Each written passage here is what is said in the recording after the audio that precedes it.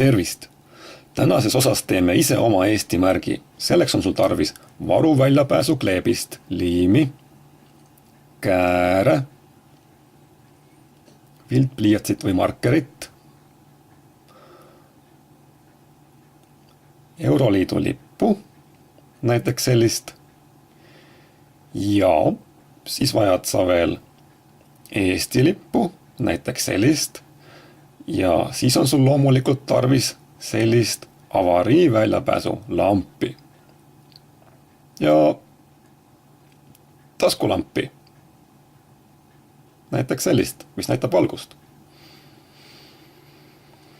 Neid kohti, kust Euroliidu lipp välja lõigata, on meil piisavalt, näiteks Eesti Päevaleht, Postimees ja ka kõik maakonnalehed on need täis. Ma tean, et see lipp tekitab igas mõtlevas inimeses okserefleksi, kuid mängupööningul ei ole vahet, kas ta korjab maast koerakakat või kleebib Euroliidu lippu. Oleme oma ala professionaalid. Eesti märgi otsimine on väga oluline, täpselt nagu Pipi Pikksukk otsis omal ajal spunki. Vahe on selles, et Eesti märgi otsimise eest makstakse kõva raha. Mida rohkem otsid, seda rohkem pappi saad. Lipp kleebi varuväljapääsu kleebisele.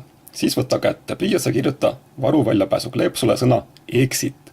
See sõna pääseb varsti nii Oxfordi sõnaraamatusse kui ka Eesti õigekeelsussõnaraamatusse.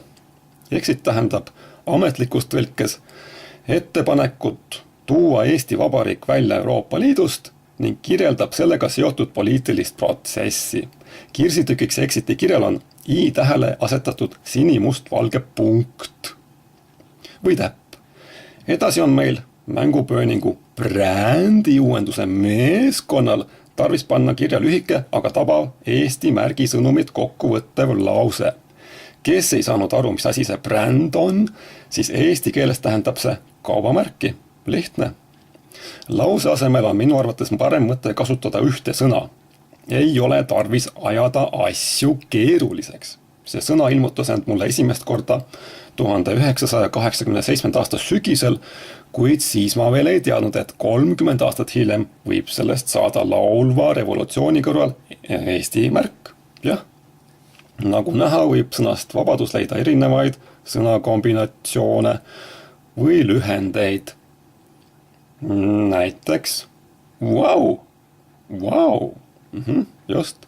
Selleks, et kõik saaksid aru, kui kõvasti sa oled Eesti märgi pastakast välja imemisega vaeva näinud, tee siia üks selline väike R-täht. See tähendabki seda, et see on nüüdsest kaubamärk, mis tutvustab Eestit nii Euroopale kui ka maailmale.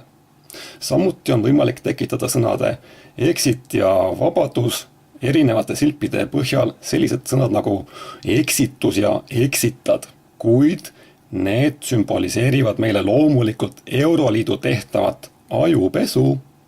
Propaganda mõte on see, et rahvas oleks segaduses.